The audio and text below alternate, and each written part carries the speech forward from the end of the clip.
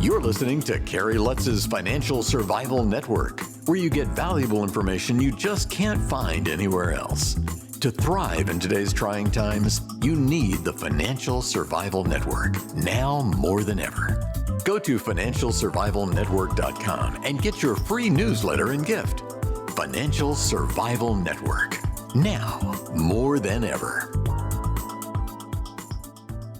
Welcome. You are listening to and hopefully watching the Financial Survival Network. I'm Carrie Lutz.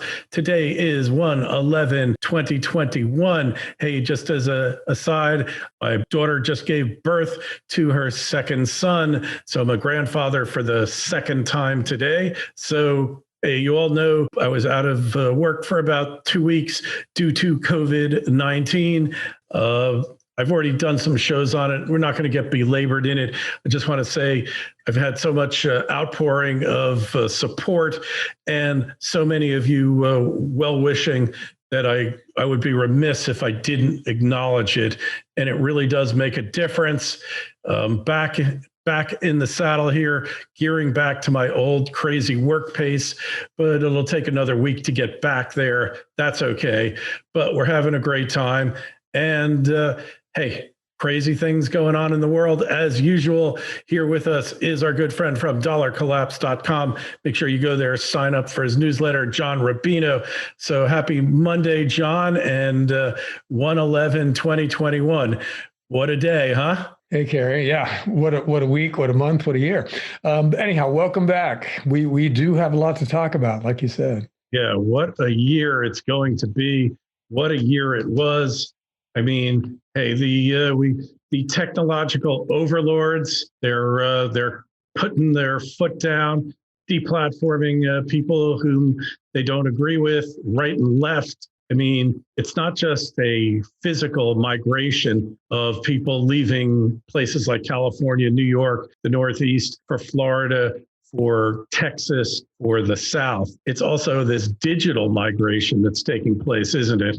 Yeah, it's interesting that's happening on multiple levels, but people who are conservative-ish, in other words, business people and people with more traditional philosophical beliefs, are migrating away from places that are run by liberals right now, and that includes California and New York. Obviously, the out-migration is pretty huge there now. But it's also online, where people are leaving Facebook and Twitter and Instagram because they perceive those places to be subject to censorship from a philosophical point of view that they don't agree with. And they're moving over to Gab and Parler and things like that. So the empire is kind of striking back in both cases. California is talking about taxing people who have moved away in previous years. In other words, the rationale is, well, you made a fortune here in California, so you're going to have to continue to pay some of that back to us, even if you're living in Texas now, which is probably illegal, but that doesn't stop government from doing a lot of things that seem like it should be illegal. So who knows? And then online, we just saw the big social media powers shut down Parler, which is kind of it bills itself as a Twitter for conservatives. And not only did they, contrive to censor some of what was on there, they flat out took away its hosting services. So it doesn't exist anymore at the moment. They'll probably get back online. But what's happening is that this is leading to the creation of a whole new ecosystem where we kind of have these parallel social media companies that are like Facebook or like Twitter, but are run without any kind of censorship in mind, or a different kind of censorship, hopefully with a lot lighter touch. And the next step from there is hosting services and things like that. We'll be building an internet backbone that doesn't depend on the goodwill of Amazon or Google. So the trend towards tribalism in the U.S. is really accelerating now, and we literally are building two parallel societies where both of them, or each, never sees the set of facts that are the foundation of the philosophical beliefs of the other. So they just flat out not only don't believe the things that the other believe, but they don't even know those things exist. They don't even know that there's a competing philosophical idea out there. So it's we said this before. It's a precursor to some kind of civil war when you have two parallel societies that really don't interact and really don't care to interact with each other. I think the model that we're going to be talking about more and more frequently now is India's independence back in, I guess it was the 1940s or 1950s, when Britain got out and India found itself with two cultures that were, in their own opinion, incompatible.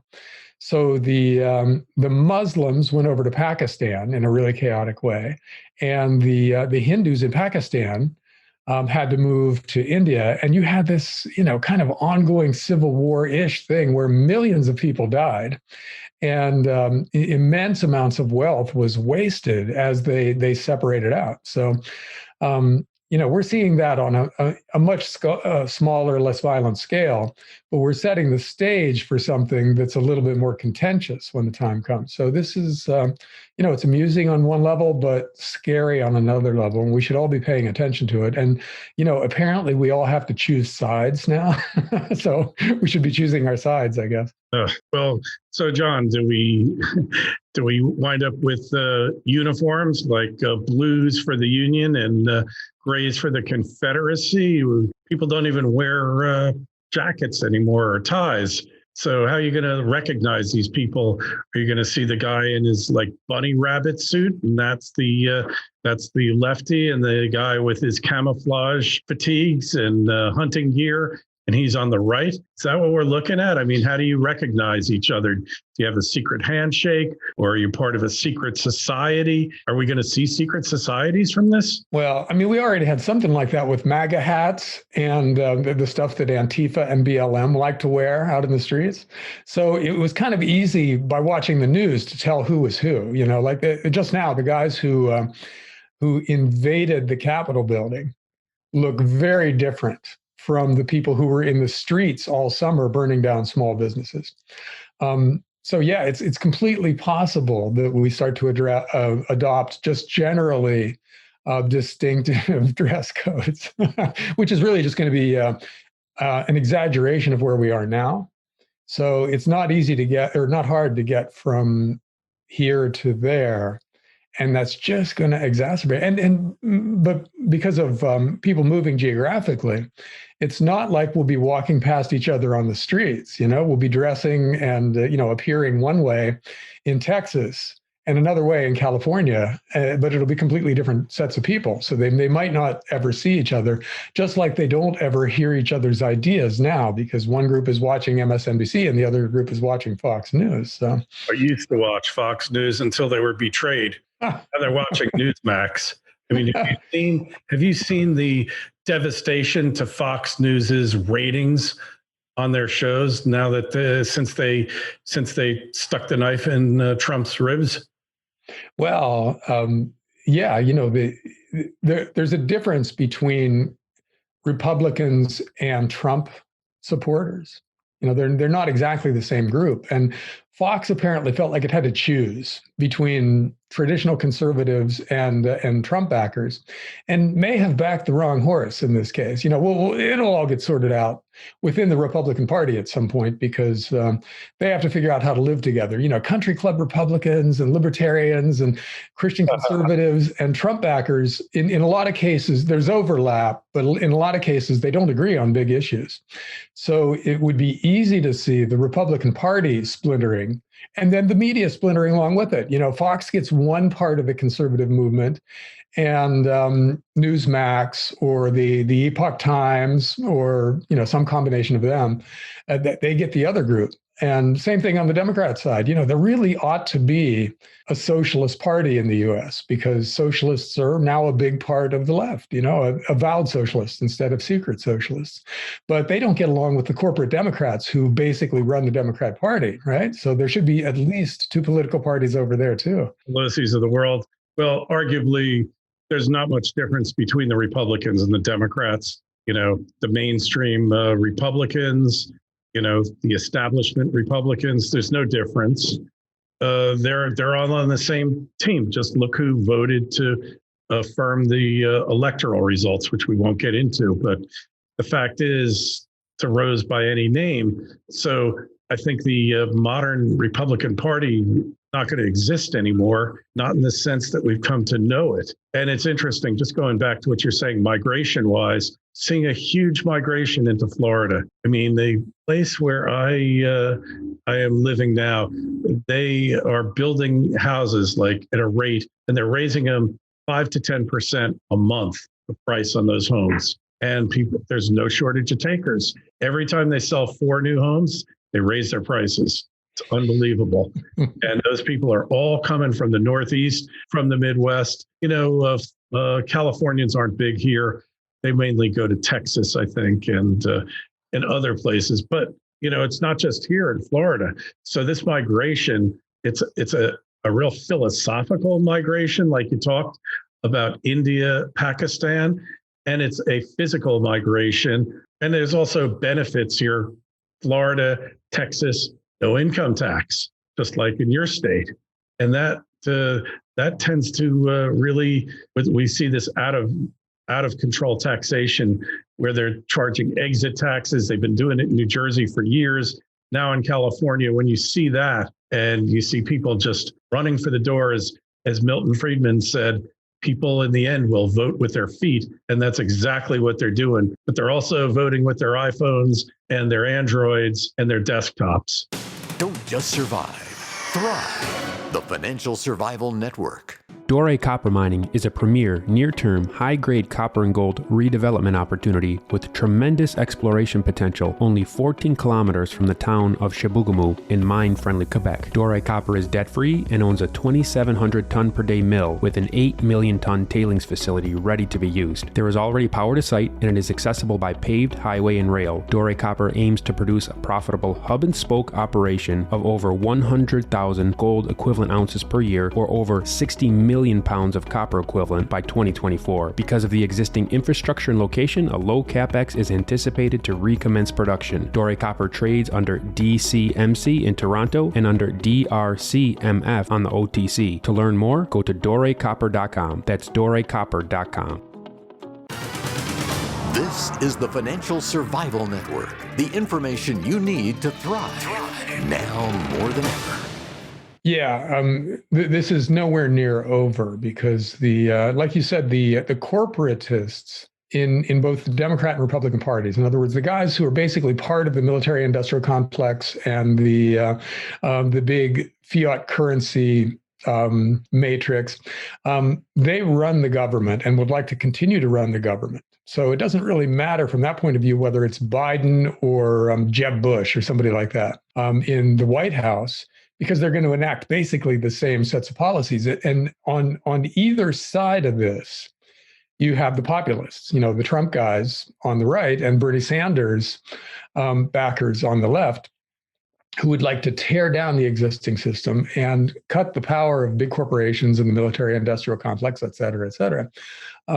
So that's where the battle is. It's not as much right-left anymore as it is populist versus status quo. And that really complicates things because now we've got, people on the far right, people on the far left who kind of agree on a lot more things than they agree with the middle. And so this is no longer just a right-left spectrum. It's more of a matrix.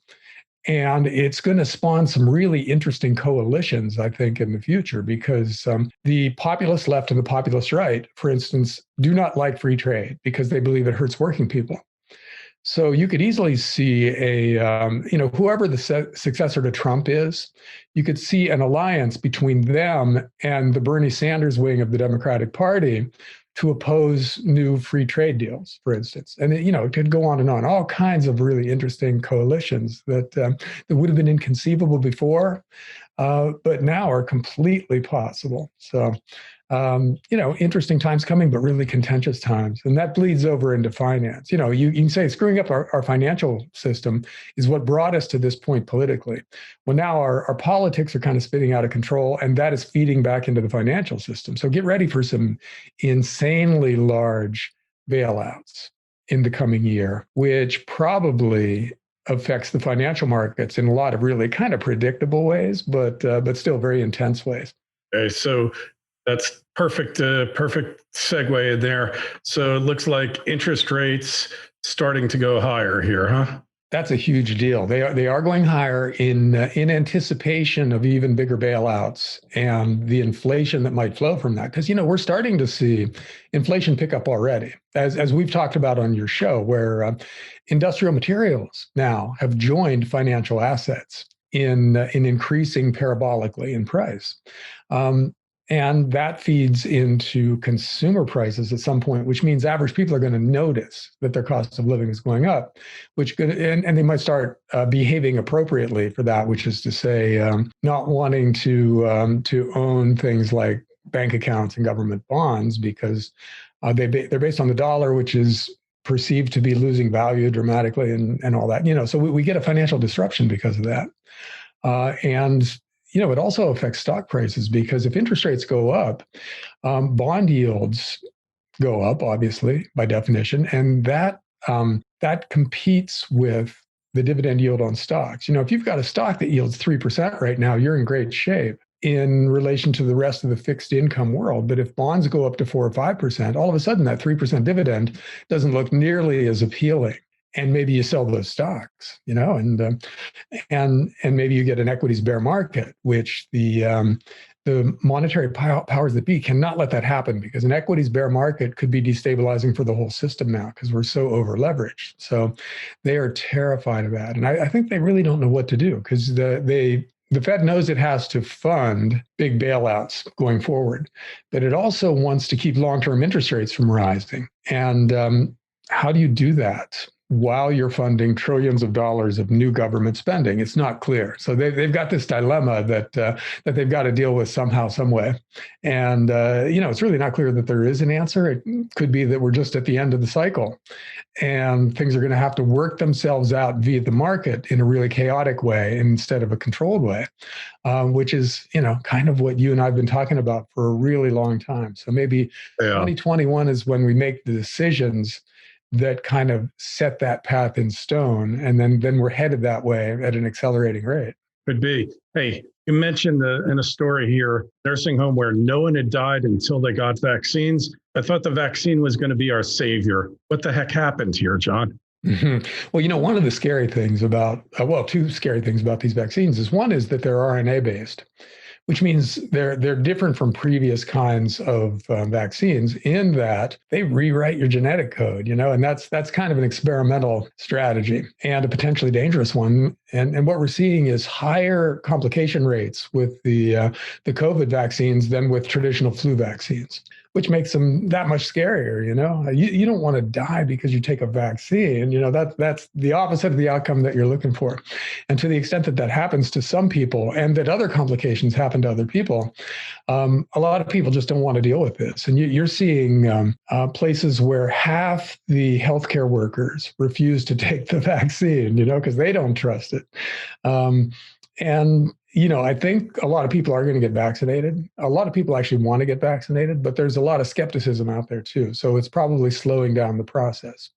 I kind of still think that we're going to end up with a big part of the populace vaccinated, and with restrictions on travel and stuff like that for people who haven't gotten vaccinated. These vaccine passports are terrifying, but very probably coming our way. I think you're right. And, having been in a COVID unit in a hospital for a week, I managed to, I was mostly pretty with it. A couple of days I was out of it, but for 5 days I was pretty with it. And I talked to each person asking them if they were going to take the vaccine. And I'm telling you, like a few of them had taken it already. About half of them were like really didn't want to take it. And they're on the front lines. But the one thing you got to realize, they're younger. Most of the caregivers, the older ones, are more prone to be pro-vaccine than the younger ones, because this is an age-specific virus. The older you are, the lower your chances of surviving it.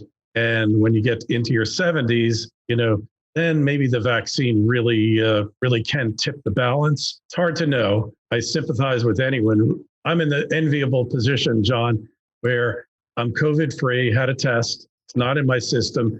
and I've got antibodies that are probably good for 4 to 6 months. So I get to sit back and wait and see and pick my vaccine if I decide I want to do it. And then again, in 6 months, thing could be very well gone. I mean, there's so much bad information. That's the worst part of the dispute, of the contest, of the political contest we've been having, is it's made it impossible for you to get good information, actionable information on this virus to help you decide what you need to do. I mean, I followed this thing. I read probably every study. And, I'd taken vitamin D, taken HCQ, taking zinc, all of this. Now, it's very possible I could have gotten it a lot worse, because your mortality rate, if you're vitamin D deficient, is 80% higher. So maybe taking the vitamin D all those years really helped save me. Unfortunately, not enough information, overly politicized, like everything else in society, and it's just going to have to shake out. But hey, just get more information. You can never have too much. That's my advice. And John, we were talking pre-call. I don't want to dwell on my COVID experiences any more than I have to. The only thing I tell you is it's just like Lyme disease in the 1980s. They weren't very good at diagnosing it. Where I lived in Westchester County, New York, if you had any flu-like symptoms, any temperature, anything, they gave you doxycycline, were automatically presumed to have Lyme disease. And my advice, after having been through it and not getting treated quickly enough, is if you have any symptoms whatsoever, go get tested, treated immediately. Treat it as if you have it. Assume you do, because if you don't, the worst that happened is you had a round of antibiotics. Maybe your stomach got a little upset, so you take probiotics. But if you did have it and you didn't treat it, the longer you wait, the more potential complications there are, especially when you start getting up in your 60s. I think we'll leave it at that. Make sure you go over to dollarcollapse.com, take a look at John's site, sign up for his newsletter, sign up for ours at Financial Survival Network. John, we'll catch you later in the week. We have so much news to go over that you made the suggestion that we do a second show later in the week, and that's what we're going to do. We will talk to you then, and hey, be well. Okay, Kerry. See ya. Thanks for listening to Kerry Lutz's Financial Survival Network, your solution to today's trying times. For the latest, go to financialsurvivalnetwork.com. Financial Survival Network, now more than ever.